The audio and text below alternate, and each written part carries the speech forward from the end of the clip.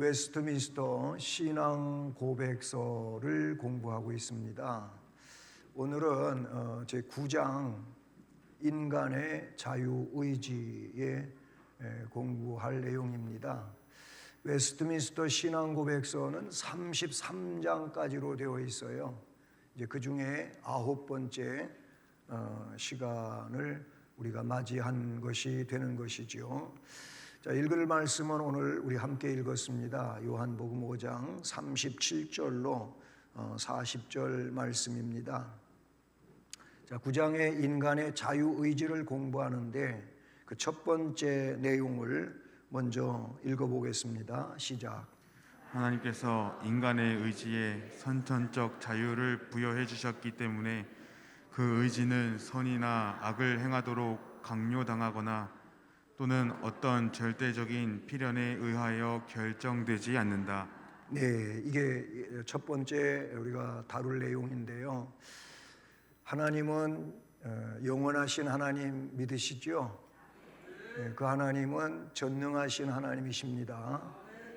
영원하시고 전능하신 하나님이 영계를 창조하셨고 또 한참 후에 천지 만물을 창조하셨어요. 그 중에 우리도 창조하셨지요.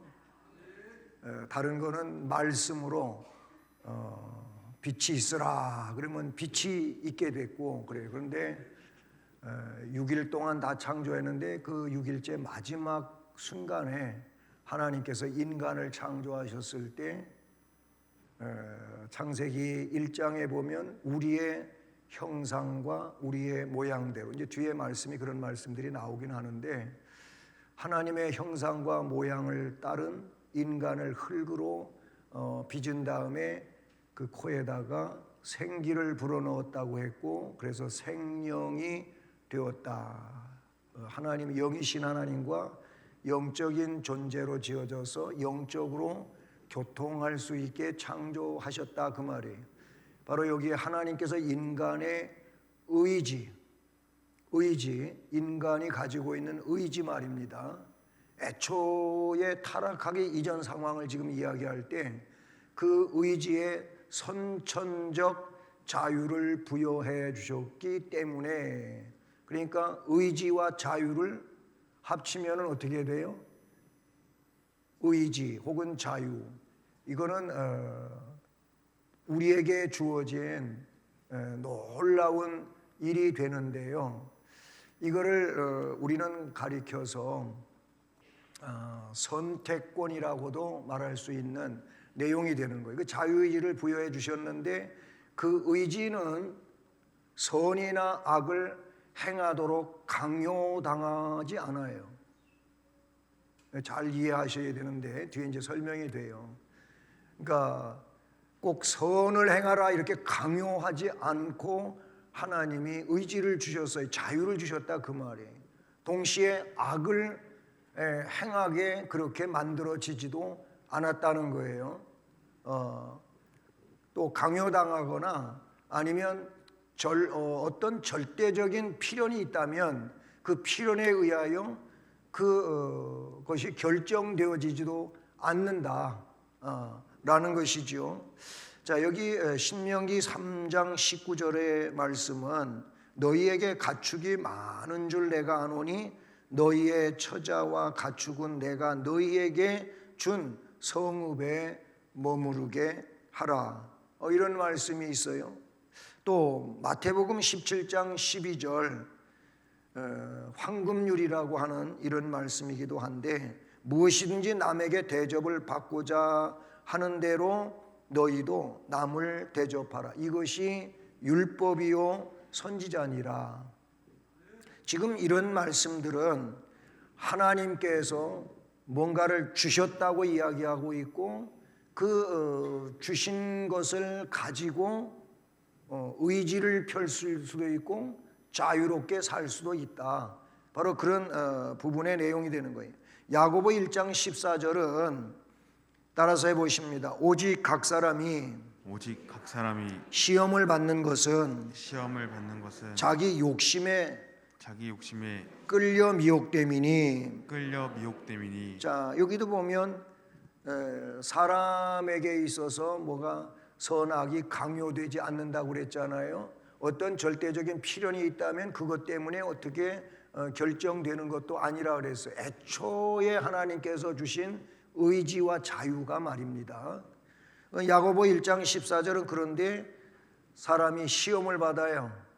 근데 그렇게 시험을 받는 것은 하나님이 애초에 주신 그것과는 다른 욕심이라고 하는 것이 사람 마음속에 있다 그 말이에요. 그 자기 욕심에 끌려서 미혹으로 간다 그 말이에요. 계시록 22장 17절 그 마지막 부분에 보는 것은 이런 말씀이 나와요. 원하는 자는 값없이 생명수를 받으리라. 거기 원한다고 하는 것이 있어요. 이것 또한 인간이 원할 수도 있고 원하지 않을 수도 있다고 하는 그런 말씀이 되기도 하는 거지요. 자, 여기서 인간이 가지고 있는 의지라든지 이 선천적인 자유는 하나님이 각각 개인들에게 주신 고유 권한이라는 거예요. 그러니까 이 말은 하나님이 사람을 로봇처럼 어떤 프로그램에 의해 가지고 작동하게 만들어 놓지를 않으셨다는 거예요. 이게 하나님이 인간에게 주신 놀라운 선물이에요, 사실은. 만약에 그렇지 않고 뭐 로봇가 프로그램이 그 안에 있는 거 아니겠어요? 그러니까 로봇을 만든 그 기술자가 프로그램을 딱 설정해 가고 집어넣어 놓으니까 프로그램에 의하여만 움직이는 거예요. 그 이상으로 안 되는 거잖아요. 지금 많은 그 인공지능에 의해 가지고 이 AI가 엄청난 거예요. 막 인간의 마치 어떤 이성적 작용까지도 흉내내려고 하는 인공지능이 요즘에 생겨나고 있지 않습니까? 예. 그런데 그래서 뭐 눈물도 흘린다 그래요. 뭔가 감정 표현도 한다고까지 이야기를 해요, AI가. 예. 그런데 그게 하나님 만드신 인간이냐? 아닌 거예요. 하나님은 인간에게 고유한 권한을 주셨고 아주 독특한 존재로 지었는데 그게 하나님의 형상과 모양이라는 거예요. 아까 이제 이거는 오늘 말씀하고 상관이 없는데 제가 찬송 여러분이 하는데 우리 찬양단에 찬양에 맞춰 찬양을 하는데 저도 이쪽 부분에서 이렇게 찬양하는 걸 봤어요. 저 위에도 보고 밑에도 보고. 어떤 분은 땅만 쳐다보고 있는 분도 있어요. 그 시간에 왜 땅을 쳐다보는지 모르겠어요. 찬양을 안 하시니까 땅을 쳐다봤겠죠.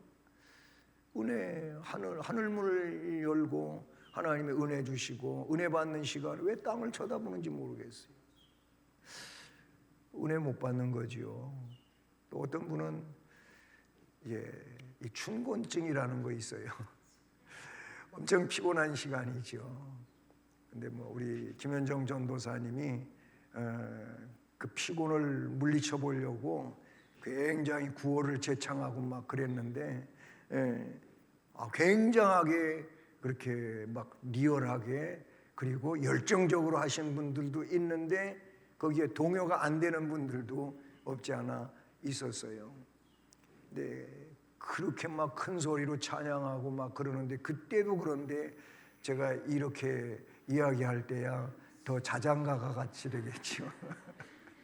더 자장가가 같이 되겠지.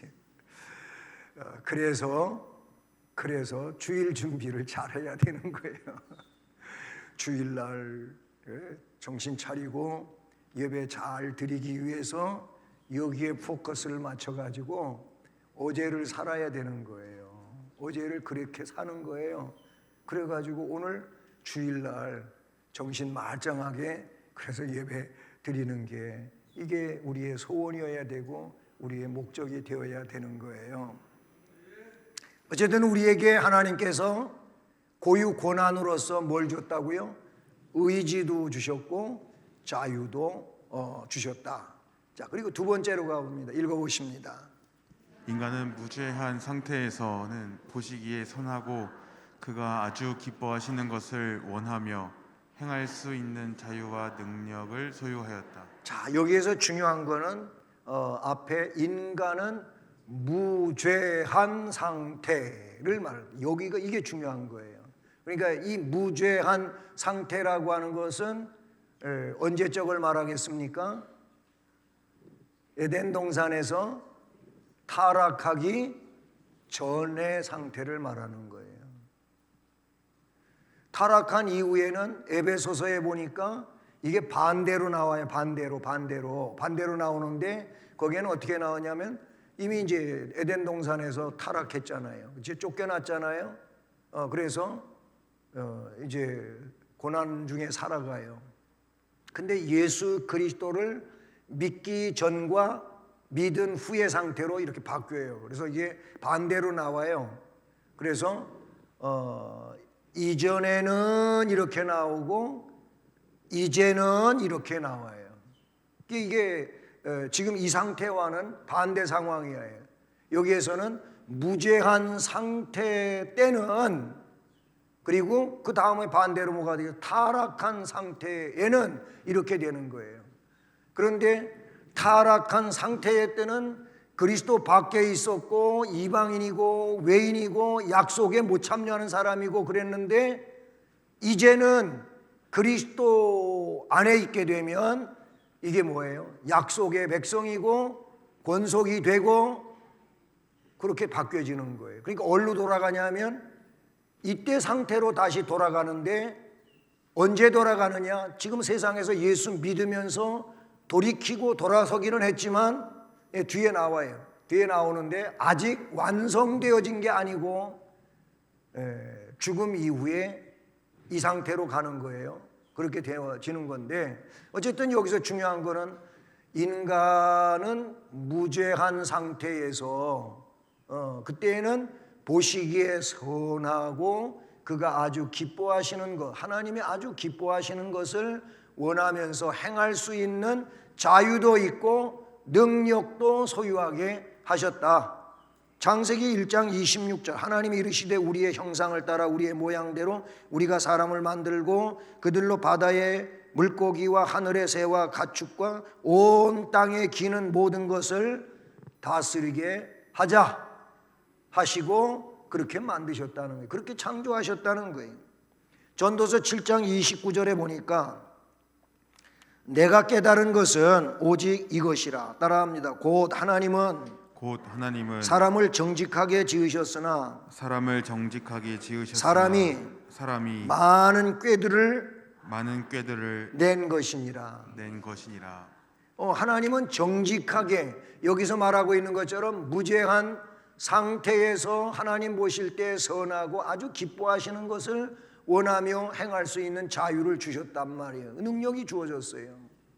그런데 사람이 많은 꾀를 냈다, 이런 말이 전도서에 나오고 있는데, 이 꾀가 뭡니까? 인간이 가지고 있는 그 의지라든지 그 자유를 가지고 하나님이 원하시는 대로 올바로 사용하지 못하는 이런 선택을 했다, 그 말이에요. 여러분, 선택은 여러분의 자유입니다. 여러분이 뭘 선택하든지 여러분에게 주어진 고유한 권한이고 그건 자유예요. 자유이긴 하지만 그러나 그 선택권을 여러분에게 주었을지라도 그 결과에 대한 거는 여러분 자신이 책임을 져야 된다는 거예요. 우리가 책임을 져야 된다는 거예요. 왜냐하면 올바른 것을 선택했을 때에는 그게 너무나도 귀한 선택이 되겠지만, 그렇지 않은, 하나님이 원하시지 않는 것을 선택했을 때 그 책임 또한 그가 져야 되기 때문에 그 잘못된 선택이죠. 이건 심판을 받는 내용이 된다, 이렇게 볼 수가 있다는 사실이죠. 네. 그래서 그러나 아직 가변적이어서, 완전하지만도 그러면서도 가변적이다. 여기서 가변적이라고 하는 것은 가변이라고 하는 내용은 그거예요. 변할 수 있다든지 아니면 변한 것이다. 변하는 것이다. 그런 말이에요. 가변이라고 하는 의미는 그런 거예요. 변할 수 있어요. 또 변하는 것이 된다. 그 말이. 이렇게 아직 가변적이어서 인간은 그 상태에서 타락할 가능성이 있었다. 그 말이에요. 선택의 자유는 하나님께서 주신 것 중에 인간에게 있어 최고의 선물임에도 불구하고 그게 가변적이란 말이죠. 그래서 그 자체가 변할 수 있을 수도 있고 잘못될 수도 있는 이런 상황이 된다는 거지요. 선택할 수 있는 자유의지, 선택의 책임을 져야 된다. 그 말이에요. 창세기 2장 16절로 17절 여기 말씀을 보면 여호와 하나님이 그 사람에게 명하여 이르시되 동산 각종 나무의 열매는 내가 임의로 먹되 내가 그냥 마음대로 먹을 수 있다 이거예요. 그러나 선악을 알게 하는 나무의 열매는 먹지 말라. 하나님의 명령이에요. 네가 먹는 날에는 반드시 죽으리라 하시니라. 창세기 3장 6절은 여자가 그런데 그 나무를 가까이 가서 봤어요. 나무를 보게 된 이유가 뭡니까? 바로 사탄의 유혹이 있었어요. 유혹이 있었어요. 그래서 사탄이 하와에게 접근해 가지고 1차 질문, 2차 질문 이런 질문이 그에게 주어지게 돼요. 하나님이 이 동산에 있는 나무의 열매를 먹지 말라고 했냐? 그랬더니 다 먹을 수 있다고 했어요. 그런데 그 동산 중앙에 있는 선악을 알게 하는 그 열매는 먹지 말라고 하셨다. 거기까지는 괜찮았어요. 왜 먹지 말라고 하셨냐면 거기서 이제 문제가 생기는데 죽을까 하노라 그랬어요. 이게 뭐예요?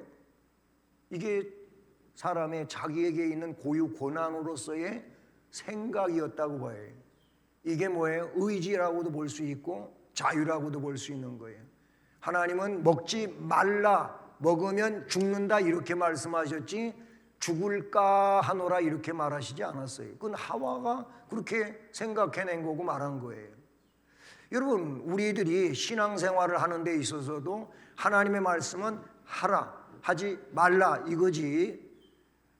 그 사이에서 글쎄 그럴 수도 있고 이럴 수도 있고 그렇게 할 수 있는 게 없어요. 그런 여지가 없어요.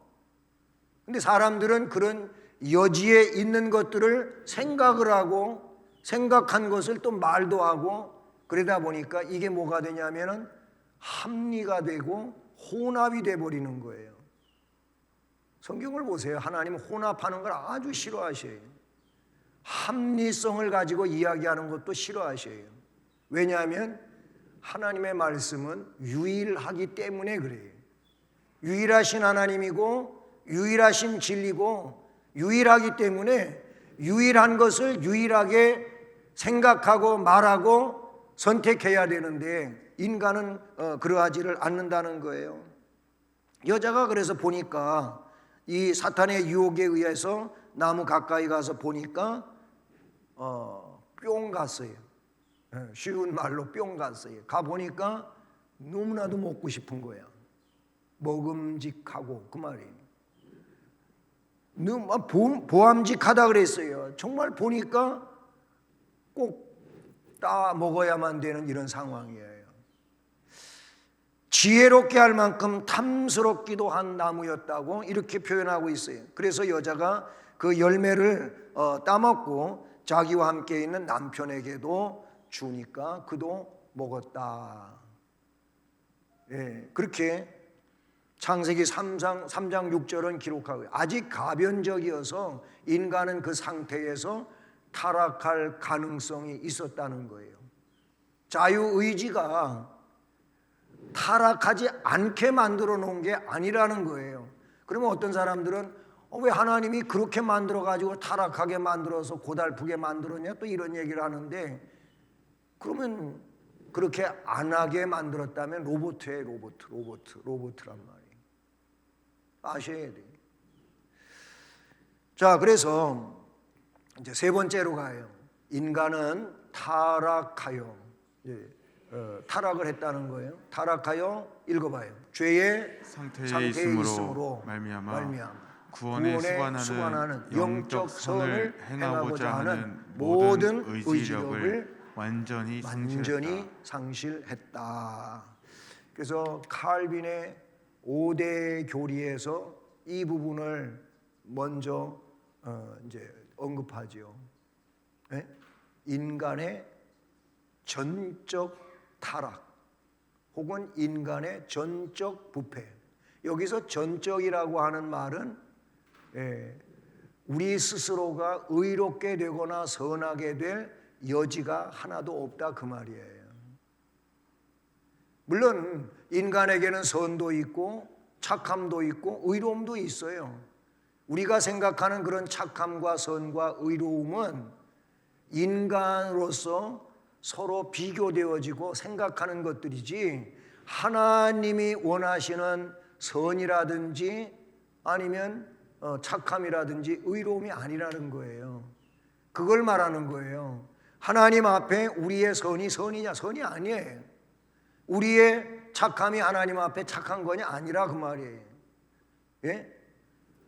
우리가 가지고 있는 선과 착함과 의로움은 인간과 인간이 스스로 말할 수 있는 그런 내용일 뿐이지 하나님이 인정할 수 있는 선과 착함과 의가 아니라는 거죠. 이게 타락하여 죄의 상태에 있으므로 말미암아.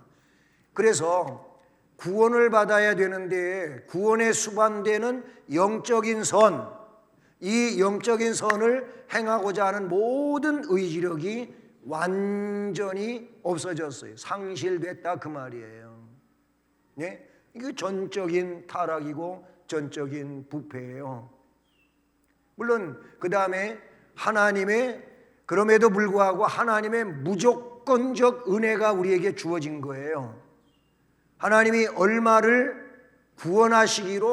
구원하시고자 하는 그 예정된 자들에게 무조건적으로 하나님께서 은혜를 주신 거예요. 이 선택이 하나님의 고유 권한이에요. 그렇게 해서 하나님이 은혜를 주셨으므로 그 은혜를 받은 자들에게 뭐가 주어지냐면 제한적 속죄가 주어진다. 그들만 속죄시킨다 라는 그런 내용이 되는 것이죠. 어쨌든 이 구원에 수반하는 영적 선을 행하고자 하는 모든 의지력은 상실되고 말았다는 것이죠. 로마서 5장 6절에 그래서 우리가 아직 연약할 때 기약대로 그리스도께서 경건하지 않은 자를 위하여 어떻게 되셨다? 죽으셨다는 거예요. 우리가 아직 연약할 때, 아직 죄인 되었을 때, 아직 하나님과 원수가 된 상태인데 하나님이 하나님의 사랑을 확증시켜 주신 거예요. 내가 조금 선해져 갖고 구원받을 만큼 어디만큼 와서 그래서 너는 이제 됐어. 그 정도면 내가 구원할 수 있어. 이러셨다는 게 아니란 말이에요. 그냥 타락했어요. 전적으로 타락했는데 하나님께서 무조건적 은혜를 주신 거예요. 이게 우리에게 주어진 놀라운 은혜가 되는 것이죠. 자, 그래서 로마서 8장 7절 같은 경우를 보면 따라서 해봅니다. 육신의 생각은 하나님과 원수가 되나니 이는 하나님의 법에 굴복하지 아니할 뿐 아니라 할 수도 없습니다. 네. 우리 육신의 생각은 하나님과 원수가 될 수밖에 없어요. 네. 그래서 육신적으로 살면 멸망의 길로 가는 거예요. 네? 그러나 그 육신적인 것 가지고 하나님의 법에 굴복할 수도 없고 또 하나님이 원하신 걸 할 수도 없는 상태에 이르게 되었다는 거예요. 그래서 그래서 자연인은, 여기서 자연인이라고 하는 말은 인간의 세 가지 분류에서 볼 수 있는 그런 용어인데요. 자연인이 있고, 육에 속한 사람이 있고, 영에 속한 사람이 있어요. 눈 감으신 분한테 뭐라 그랬지요? 물어보면 아마 대답을 한 분도 못 할 거예요. 못 들은 상황이니까. 그래요. 세 가지 부류가 있어요. 첫째, 오늘 여기 나오는 자연인이 있어요. 두 번째, 육에 속한 사람이 있어요. 세 번째, 영에 속한 사람이 있어요. 육에 속한 사람과 영에 속한 사람은 이제 신앙인이 된 상태에 있는 걸 말하긴 말하는 거예요. 그런데 자연인은 아직 그 상태까지 오지 않은 상황을 말하는 거예요. 그냥 타락한 본성 안에 그대로 있는 상황을 말하는 거예요. 그래서 자연인은 영적 선을 전적으로 싫어해요. 그게 로마서 3장 10절과 11절에 나와요. 그리고 죄로 죽어 있기 때문에 안 되는 거예요. 그래서 그 자신의 힘으로는 자신을 회개시킬 수가 없어요. 또는 회개에 이르도록 준비할 수도 없어요. 안 된다 그 말이에요. 자연인은 구원에 나아갈 수가 없다 그 말이에요. 회개도 안 돼요. 그리고 회개를 준비하는 일도 안 돼요. 자연인은 그렇다라는 거예요. 자, 여러분 앞에 얘기한 것처럼 자연인 말고 육에 속한 사람이 있어요. 이제 하나님이 불러내 주셨어요. 그래서 하나님의 이 구원의 바운다리로 들어왔어요. 근데 아직 이 사람은 영으로 살지를 못해요. 육에 대하여 너무 많이 무게중심이 있어요. 그러다 보니까 이제 육이 원하는 일을, 예수님이 내 안에 오시긴 오셨는데 내 마음의 주인이 예수님이 아니고 누구예요? 내가 나의 주인이야. 예수님이 내 안에 오셨는데 왕좌에 앉아 계시지 않고 그냥 저 변죽에 가 계신 거예요. 실제 신앙생활하면서 이렇게 살아가는 분들이 많습니다. 예수님이 내 안에 오시긴 오셨는데 예수님이 주인이 아니요, 내가 주인이요. 그래서 내 마음대로 해요. 이게 제자 훈련 받는 중에 그런 대목이 없지 않아 있잖아요. 예수님을 영접을 했어요. 예수님을 영접하는데 예수님이 주체자가 아니고 내가 주인이 돼가지고 예수님은 안방에 모시지를 않았어. 예수님은 어디에 있냐면 응접실, 응접 세트에 가 있어. 뭐 제자 훈련 하신 분들은 그런 대목 공부하셨잖아요. 그래가지고 예수님, 내가 지금 엄청 바쁘거든요. 나 지금 누구 가서 만나고 와야 돼요. 예수님 잠깐 여기에 계세요. 저 갔다 올게요. 예수님이 너 갔다 와 한 적도 없어요. 네? 얘가 또 나가버렸어요.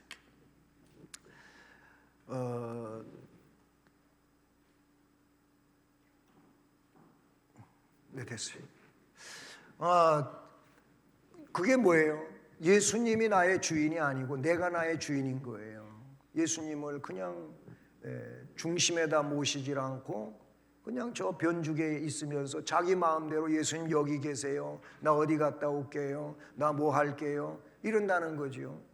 그게 아니고 예수님 여기 가야 되는데 갔다 와야 됩니까? 이렇게 물어야죠.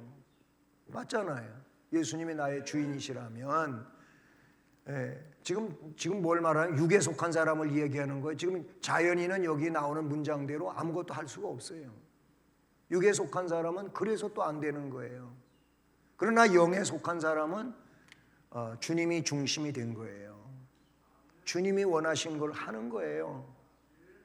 예? 그러니까 그의 이성을 누가 통제하고 있어요? 주님이 하시는 거예요. 주님이 그를 통제하고 있는 거예요. 그를 이끌고 있는 거예요. 이게 진정한 영에 속한 사람이고 성숙한 신앙인이다 그거예요. 예?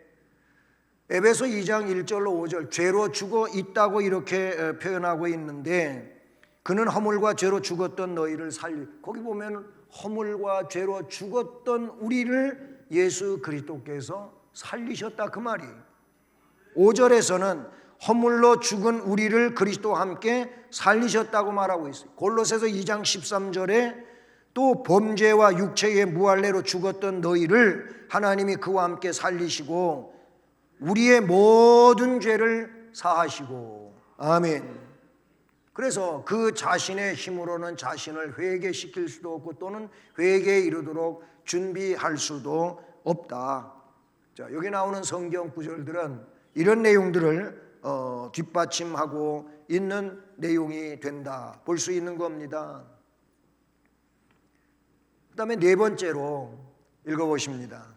하나님께서 죄인을 회개시켜 은혜의 상태로 옮기실 때 그가 당하고 있는 죄의 속박에서 자유하게 하신다. 네, 자 다시 보십니다. 하나님께서 어떻게 죄인을 회개시킨다는 거예요.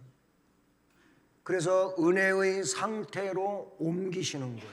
그때 그렇게 될 때 그가 당하고 있는 죄의 속박에서 어떻게 된다고요? 자유하게 되는 거예요. 그러니까 여기서 앞에 있는 내용하고 이거하고 연결을 시켜 보면은 내가 구원을 받고 회개를 하고 하나님 나라를 위해 살고 이거는 내가 하는 게 아니에요. 착각하면 안 돼요. 내가 하는 게 아니에요. 그 주권이 누구에게 있는 거냐면 하나님께 있는 거예요. 그래서 에베소서 2장 8절 같은 경우에도 뭐라 그랬어요? 구원이 하나님의 선물이라 그랬어요. 우리의 행위에서 난 것이 아니라 그랬어요. 그러므로 너희가 그 은혜에 의하여, 은혜가 온 거예요. 하나님의 은혜에 의하여 그 은혜를 어떻게 했다고? 믿었다는 거예요. 믿음으로 말미암아 구원을 받았으니 이것이 너희에게서 난 것이 아니고 하나님의 선물이라. 여러분 에베소서 2장 8절은 여기에 그냥 담겨져 있어야 돼요. 그건 꼭 머릿속에 있어야 돼요. 그리고 그 말씀을 기억해 가지고 하나님 앞에 감사하며 살아야 돼요.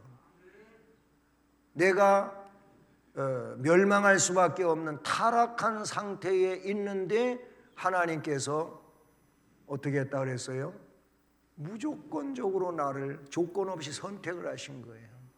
내가 아직 죄인인데, 내가 하나님과 원수 상태에 있는데 하나님이 나를 선택을 했어요.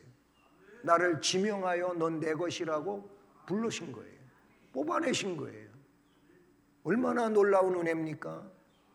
예, 그 많은 사람들 가운데 우리를 그렇게 했어요. 나를 그렇게 하셨어요. 예? 바로 그거예요. 하나님께서 죄인을 회개시킵니다. 회개시켜요. 칼빈의 구원의 서정을 보면은 먼저 소명이 나오잖아요. 그렇죠? 소명, 중생, 회심, 신앙, 칭의, 양자 6단계가 나와. 6단계가 하나님의 부르심이 있다는 거예요. 누구를 불러내셔요? 예정한 자를 불러내시는 거예요. 예정한 자, 하나님이 선택한 자를 불러내시는 거예요.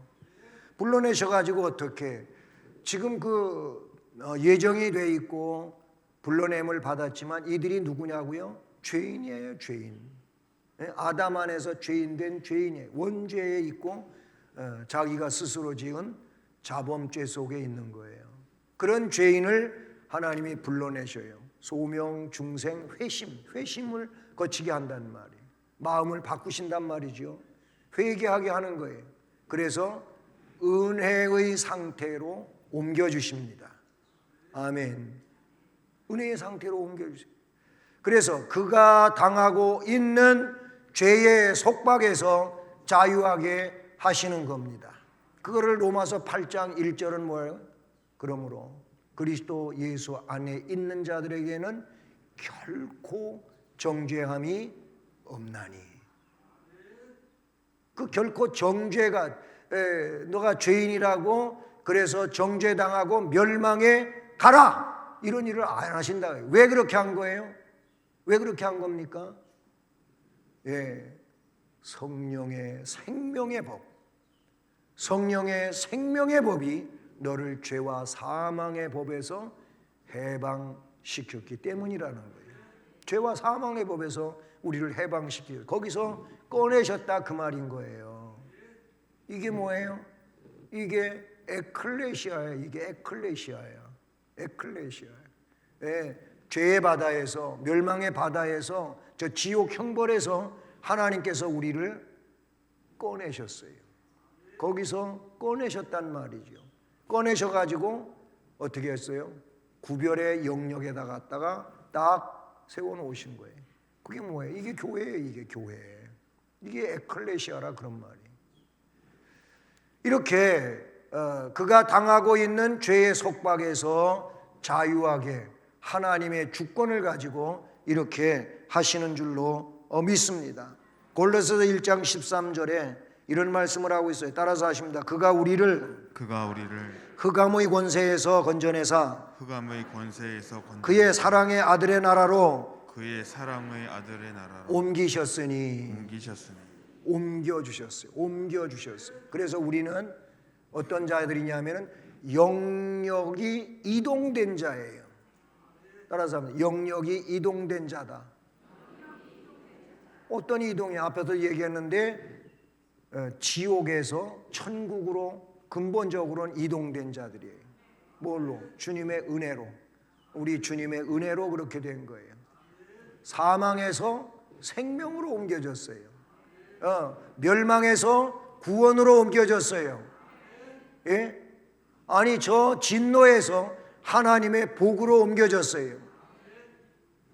얼굴이 좀 펴져야지 이럴 쯤 되면. 예, 원래 얼굴이 그래요? 뭐 그러면 할 말이 없고요. 너무너무 해피한 겁니다. 너무 행복한 거예요, 이게. 이게 구원이에요. 이게 구원이에요. 예? 옛날부터 부르던 찬송, 복음 찬송이 있어요. 해방되었네, 해방되었네, 해방되었네. 더 크게 하고 죄와 사망의 법에서 해방되었네. 그런 찬송도 있잖아요. 우리 해방된 자들이에요. 예? 해방. 8.15 해방만 그것만 가지고도 얼마나 사람들이 일제 강점기에서 해방돼 가지고 자유를 외치며 거리를 그냥 누비고 다녔습니까? 예, 그래 가지고 만들어진 노래가 흙 다시 만져보자 바닷물도 춤을 춘다. 그게 광복절 노래예요. 광복절. 이 찬송가 아니에요. 왜 이걸 불렀냐면은 아니 뭐 맨날 만져보던 흙이고 밟던 흙이고 그런 흙인데 흙을 다시 만져보재. 왜? 일제 강점기에 있을 때 흙과 해방을 맞이하는 흙은 다른 거야, 다른 거야. 이게 다른 거예요. 왜냐하면 내 마음이 달라졌기 때문에, 내 삶이 달라졌기 때문에 다른 거예요. 바닷물 맨날 파도 치고 뭐 그러는데 맨날 똑같아. 그런데 해방을 맞이한 그 사람이 가서 바닷물을 보니까 춤을 추는 것 같아.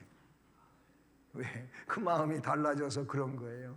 뭐 그런 얘기도 있잖아요. 얼마나 꽃꽂이 이번에 얼마나 이뻐요. 멋있잖아요. 멋있는데 저 꽃이 내가 정말로 행복하고 기분이 좋을 때 꽃을 보면 너무 아름다운 거예요. 너무 이쁜 거예요. 향기가 너무 그윽한 거예요. 그런데 아무리 그런 꽃이라도 내 심사가 사나우면 저 꽃이 그렇게 안 보이는 거예요. 이 꽃은 왜 여기가 있어? 이런 식이요.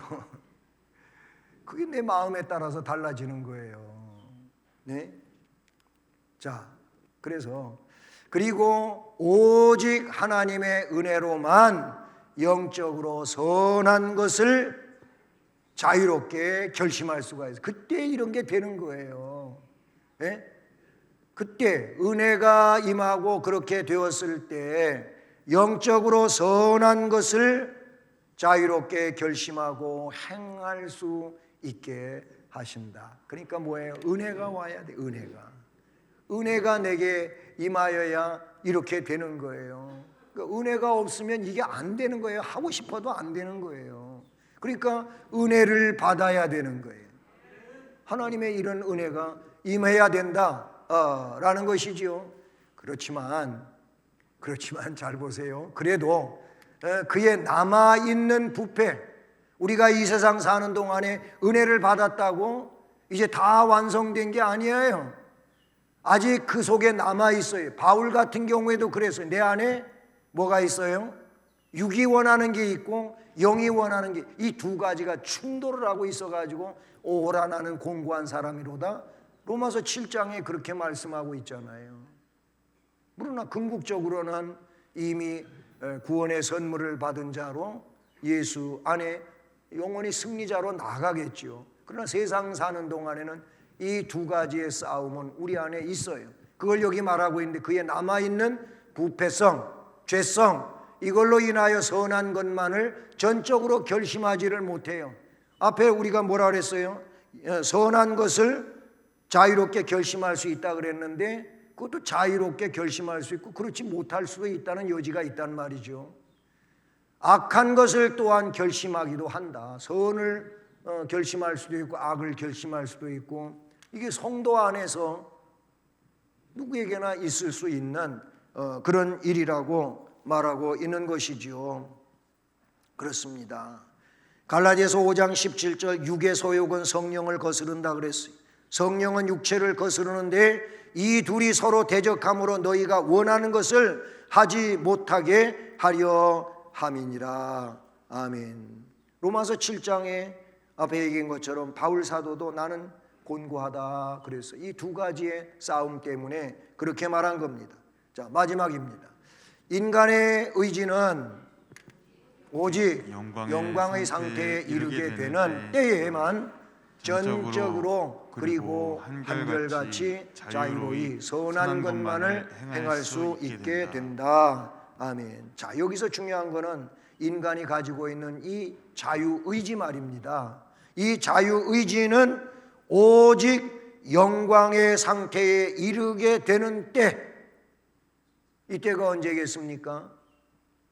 물론 성령에 압도되는 상황에 있다고도 볼 수 있겠지만, 여기서 오직 영광의 상태에 이르게 되는 때가 이게 죽음이 있은 후에라고도 볼 수가 있는 거예요. 네. 그때 인간은 전적으로 그리고 한결같이 자유로이 선한 것만을 행할 수 있게 된다. 하나님 원하시는 이런 모습이 되는 거죠. 우리가 그러므로 살아있는 동안에 성령 충만한 상황이 되면 그 성령 충만함, 성령이 나를 압도한다는 거거든요. 압도하면 이 상태가 되는 거예요. 이 상태로 되는 거예요. 근데 잠시도 그렇게 못 있어요. 은혜 충만히 받고 진짜 성령 충만한 것 같은데 집에 갔는데 남편을 통하여 사탄이 역사를 해. 자식을 통하여 사탄이 역사를 해. 그래서 우리가 쓰는 말로 은혜 실컷 받고 와가지고 집에 오자마자 다 쏟아버렸다 그래. 우리는 그러니까 이 영광의 상태에 지속적으로 못 있는 거예요. 이게 우리야예요, 우리. 그래서 어떻게 우리는 항상 성령 충만을 사모하고 은혜 충만한 데 살기를 위해서 우리는 몸부림을 쳐야 되는 거예요. 이게 우리가 할 일이다, 그런 얘기죠. 에베소 4장 13절, 우리가 다 하나님의 아들을 믿는 것 아는 일에 하나가 되어 온전한 사람을 이루어 그리스도의 장성한 분량이 충만한 데까지 이르러야 되겠다, 그런 말씀을 하고 있다는 사실이지요.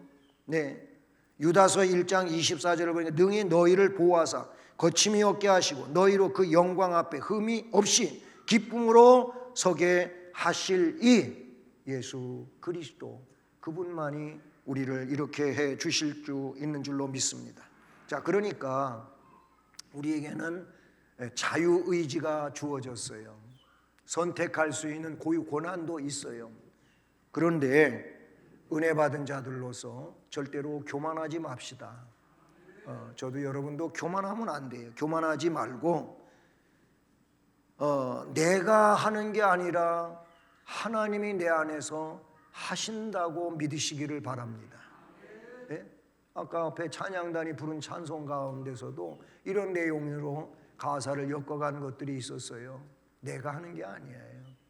내 안에 계신 하나님께서 혹은 주님께서 성령께서 이루어 주시는 것이므로 겸손히 하나님을 섬기며 영광 돌리는 은혜가 함께하기를 우리 주님 이름으로 축복합니다. 은혜로우신 하나님 아버지 감사합니다. 오늘도 주일을 새벽부터 이 시간까지 은혜로 시간을 지내며 우리 하나님께 영광 돌리게 해주셔서 감사드립니다. 이제 우리는 오직 하나님의 그 주권에 의해서 예정된 자로 부르심을 받고 은혜 안에 있는 자들이 되었습니다. 너무나 감사합니다. 이렇게 은혜 안에서 하나님의 백성으로 살아갈 때 아직 세상에 살고 있는 동안 육에 잠식당할 수도 있는 여지가 없지 않아 있습니다. 육신대로 살 것이 아니라 영으로서 몸의 행실을 죽이면 살리라고 말씀하셨듯이 우리가 영으로 육을 잘 통제해가는 이런 신령한 능력자들이 되어서 항상 하나님께 영광 돌리고 은혜의 삶을 복스럽게 살아가는 우리 모두가 되게 하옵소서. 예수 그리스도의 이름으로 기도드립니다. 아멘.